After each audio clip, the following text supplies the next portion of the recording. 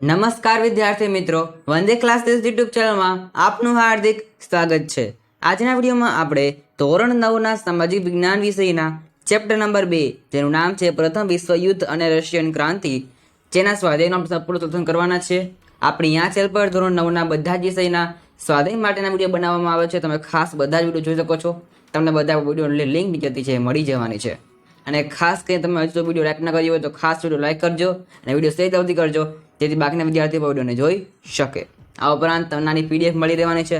તમને પીડીએફ કેવી રીતે મળશે તો કે તમને આપણે જે નંબર આપેલો હશે વોટ્સએપ નંબર, તમે ત્યાં મેસેજ કરીને આની પીડીએફ છે મંગાવી શકો છો। માટે ખાસ જરૂરથી તમે પીડીએફ મેળવી લેજો। તો ચાલો આપણે આજના વિડીયો શરૂઆત કરીએ। ધોરણ 9 વિશેષ સામાજિક વિજ્ઞાન ચેપ્ટર નંબર 2ના સ્વાધ્યાયનું સંપૂર્ણ સોલ્યુશન।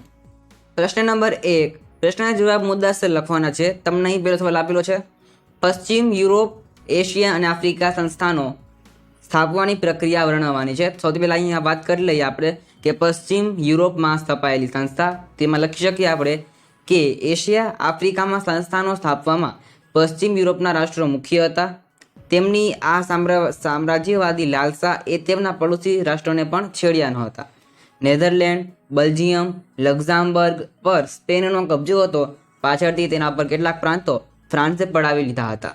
પોર્ટુગીઝ શાસક બિનવારસ મૃત્યુ પામતા લોહીની સંબંધે સ્પેનના રાજા હસ્તક પોર્ટુગલ પણ આવી ગયું, જેને કારણે 6 દાયકા સુધી બિન યુરોપીય દેશોમાં સંસ્થાનો સ્થાપવાનો ઇજારો એકમાત્ર સ્પેન પાસે રહ્યો હતો।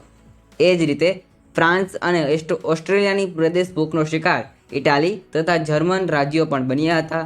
જોકે જ્યારે એશિયા આફ્રિકાના દેશો પણ સ્વતંત્ર યુરોપીય સત્તાની પકડ મજબૂત બની રહી હતી। ત્યાર પછી હજી તમે મુદ્દો આપેલો છે કે ત્યારે આ બધા પ્રદેશો સ્વતંત્ર થઈ ગયા અને તેમણે પણ પોતાના અગાઉના માલિકોના માર્ગે ચાલી રશિયા આફ્રિકાના કેટલાક રાજ્યોને પોતાની સત્તા હસ્તક લઈ લીધા હતા। તેમાં આ વાત કરીએ આપણે એશિયામાં સ્થપાયેલી સંસ્થા, તેમાં આપણે લખી શકીએ કે ઇંગ્લેન્ડે ભારતમાં પગદંડો જમાવવા પછી ભારતના પડોશી દેશો શ્રીલંકા, મ્યાનમાર અને મલાયામાં પણ સામ્રાજ્ય સ્થાપ્યું હતું। ઇંગ્લેન્ડે આગળ વધી ચીનમાં પ્રવેશ કર્યો, પરંતુ અફીણના વેપારના કારણે ઇંગ્લેન્ડ અને ચીન વચ્ચે યુદ્ધો થયા, જે ઇતિહાસમાં અફીણ વિગ્રહો તરીકે જાણીતા થયા। ચીનની નબળાઈનો લાભ લઈ જાપાન, જર્મની, ફ્રાન્સ, બેલ્જિયમ અને અમેરિકાએ પણ વ્યાપારી અને રાજકીય અધિકારો મેળવ્યા હતા। પશ્ચિમ રશિયાના રણ વિસ્તારમાં વિપુલ પ્રમાણમાં નીકળતા ખનિજ તેલ યુરોપીય પ્રજાઓને સંસ્થાનો સ્થાપવા આકર્ષતા હતા। ત્યાર પછી આગળ આપેલું છે અહીંયા આફ્રિકામાં સ્થપાયેલી સંસ્થા, તેમાં આપણે લખી શકીએ કે 15મી સદીના અંતભાગમાં આફ્રિકાના દક્ષિણ ભાગમાં સૌપ્રથમ ડચ પ્રજાએ સંસ્થાન સ્થાપ્યું। ત્યાર પછી ઇંગ્લેન્ડે કેપમાં અને ફ્રાન્સ ઉત્તર આફ્રિકાના અર્જેલિયામાં વેપારી મથકો સ્થાપ્યા હતા। ઔદ્યોગિક ક્રાંતિના કારણે કાચા માલની પ્રાપ્તિ અને તૈયાર માલના વેચાણ માટે આફ્રિકાનો વિશાળ વિસ્તાર જણાતા યુરોપિયન દેશોએ સંસ્થાનો સ્થાપવા સ્પર્ધા કરી હતી। બેલ્જિયમના રાજા લિયોપોલ્ડે કોંગોના વિશાળ પ્રદેશ કબજે કરી પોતાની સત્તા સ્થાપી હતી। ઇટાલીએ રાતા સમુદ્રની આજુબાજુના આફ્રિકન દેશોમાં કબજો કર્યો। સ્પેન અને પોર્ટુગલે પણ આફ્રિકાના કેટલાક પ્રદેશો કબજે કર્યા હતા। એ ઉપરાંત યુરોપના સંસ્થાન ભૂખ્યા રાષ્ટ્રો એશિયાના આફ્રિકા પ્રદેશના પર પોતાના સંસ્થાન સ્થાપી સ્વહસ્તક કરવા માંગતા હતા। ત્યારે બીજી બાજુ જર્મની અને ઇટાલીમાં એકીકરણ થયું, તેથી જર્મનીએ ઔદ્યોગિકરણ, સંસ્થાનીકરણ હરીફાઈમાં ઝંપલાવ્યું હતું। ત્યાર પછી આમ આ ઝડપી બદલાતા જતા પ્રભાવ એ આ દેશનું રાજકીય અને આર્થિક તેમજ સામાજિક શોષણ કર્યું હતું। તેનાથી તેમનો વિકાસ અટકી ગયો હતો, જેણે પ્રથમ વિશ્વયુદ્ધ ભૂમિકાનું સર્જન કર્યું હતું। તો આટલો જવાબ છે, પહેલા પ્રશ્નમાં જવાબનું લખવામાં રહેશે। આગળ વધે આપણે બીજો સવાલ આપેલો છે અહીંયા, પ્રશ્ન નંબર 2, પ્રથમ વિશ્વયુદ્ધ માટે જે જવાબદાર પરિબળો જણાવો। તો જવાબમાં આવશે વિશ્વયુદ્ધ કોઈ 1-2 પ્રસંગો કે પરિબળને કારણે થયું ન હતું, તેની પાછળ અનેક પ્રકારના કારણો જવાબદાર હતા। પ્રથમ વિશ્વયુદ્ધનો પ્રારંભ 1 ઓગસ્ટ 1914ના રોજ થયો હતો। ક્યારે થયું હતું? 1 ઓગસ્ટ 1914ના રોજ પ્રથમ વિશ્વયુદ્ધનો પ્રારંભ થયો હતો। જર્મનીએ સેડાનની લડાઈમાં ફ્રાન્સને પરાજય આપ્યો, તેથી ફ્રાન્સને ફ્રેન્કફર્ટની સંધિ કરવી પડી। તે અનુસાર યુદ્ધ દંડ અને પોતાના 2 પ્રદેશ આલ્સેસ અને લોરેન્સ જર્મનીને આપવા પડ્યા હતા। તમને એ પેલું પરિબળ આપેલું તો કે લશ્કરવાદ, તેમાં આપણે લખી શકીએ કે યુરોપના રાષ્ટ્રોમાં પ્રાદેશિક વિસ્તાર માટે જે હરીફાઈ થઈ તેને માટે લશ્કરી બળ આવશ્યક અને મહત્વનું હતું। ઇંગ્લેન્ડ, ઓસ્ટ્રેલિયા, ફ્રાન્સ વગેરે રાષ્ટ્રોએ પોતાની સૈન્ય તાકાત વધારવા માંડી હતી. જાપાન, ઇટાલી, જર્મની જેવા કેટલાક રાષ્ટ્રોમાં ફરજિયાત લશ્કરી તાલીમ શરૂ થઈ હતી. બીજું પરિબળ આપેલું છે અહીંયા આર્થિક પરિબળ. તો તેમાં આવશે 19મી સદીમાં ઇંગ્લેન્ડ એશિયા તથા આફ્રિકામાં વિશાળ સામ્રાજ્ય જણાવ્યું હતું. તે પોતાના સંસ્થાનોનું આર્થિક શોષણ કરીને ધનવાન બન્યું હતું. ઔદ્યોગિક ક્રાંતિ તથા સંતાનવાદ ઝડપી ફેલાવાને લીધે યુરોપને પુષ્કળ કાચા પાણીની જરૂર પડતી. 19મી સદીની છેલ્લી 25મીમાં જર્મનીએ એશિયા અને આફ્રિકામાં બજારોમાં મેળવવા હરીફાઈ કરવા માંડી.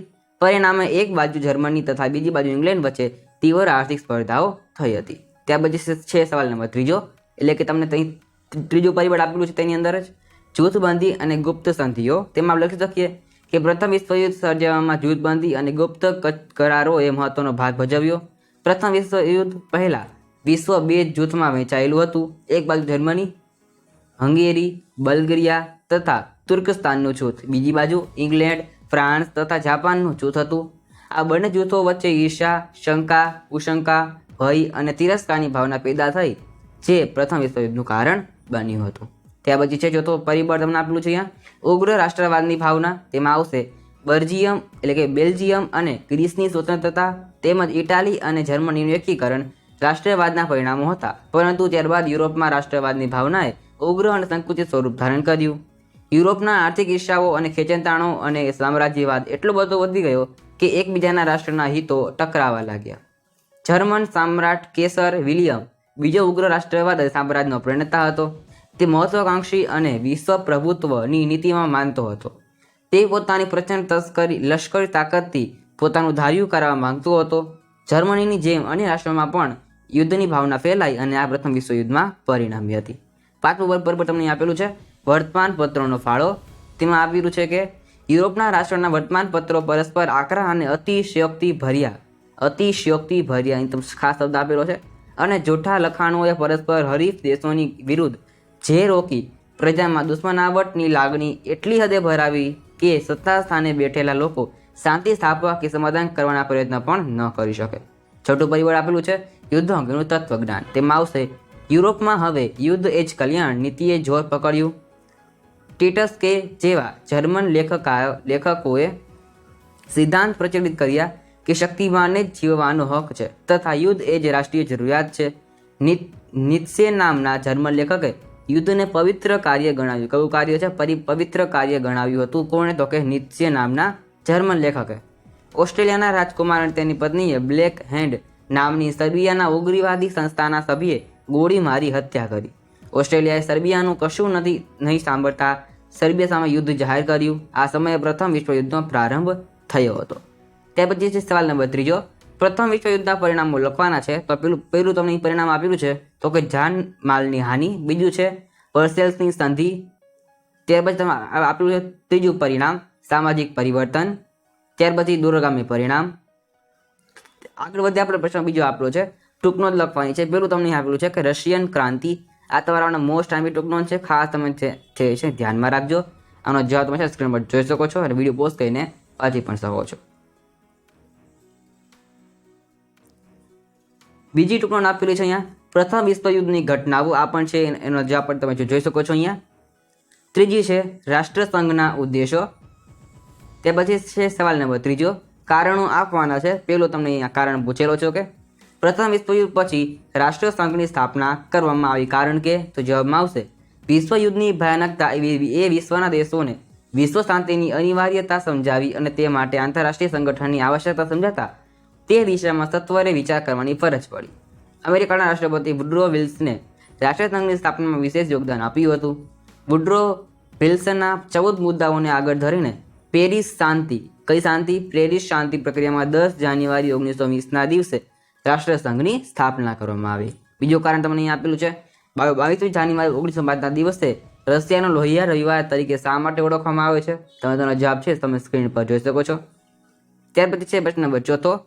તેમાં અહીં વિકલ્પ આપેલા છે. પહેલો વિકલ્પ છે પ્રથમ વિશ્વયુદ્ધના બીજ કઈ સંધિમાં રોપાયા હતા? તો જવાબમાં તમારા આવશે અહીંયા બી, એટલે કે ફ્રેન્કફર્ટ જે સંધિ છે એમાં રોપાયા હતા. બીજો વિકલ્પ પ્રથમ વિશ્વયુદ્ધે અંતે કઈ સંધિ કરવામાં આવી? તો જવાબમાં આવશે વર્સેલ્સની સંધિ કરવામાં આવી. ત્રીજો વિકલ્પ, ફ્રેન્કફર્ટની સંધિમાં ફ્રાન્સે કયા પ્રદેશો ગુમાવ્યા હતા? તો જવાબમાં આવશે બી, એટલે કે આલ્સેસ અને લોરેન્સ પ્રદેશો છે એ ફ્રાન્સે ગુમાવ્યા હતા. તો આજના વિડીયોમાં આપણે છે ધોરણ 9ના સામાજિક વિજ્ઞાન વિષયના ચેપ્ટર નંબર 2 છે પ્રથમ વિશ્વ અને રશિયન ક્રાંતિ, તેનું જે સ્વાધ્યાય છે તેનું આપણે સોલ્યુશન જોયું છે. આપણે જે ચેનલમાં બાકીના વિડીયો અવેલેબલ છે ધોરણ 9 માટેના સ્વાધ્યાય માટેના, તમે ખાસ બધા વિડીયો જોઈ શકો છો. તમને બધા લિંક જેથી મળી જવાની છે. તમે ખાસ આપણો વોટ્સએપ ગ્રુપ જોઈન ન કર્યું હોય તો ખાસ તેને જોઈન કરી લેજો. તમારે લિંક તેની પણ નીચેથી મળી જવાની છે. તમને વિડીયો ગમ્યો હોય તો ખાસ વિડીયો લાઈક કરજો અને વિડીયો શેર જલ્દી કરજો, જેથી અમને પણ છે મોટિવેશન મળતું રહે અને અમે તમારા માટે આવા વિડીયો છે લાવતા રહીએ. તો આજના વિડીયોમાં આટલું જ. હવે મળીશું નેક્સ્ટ વિડીયોમાં. Thanks for watching. All the best.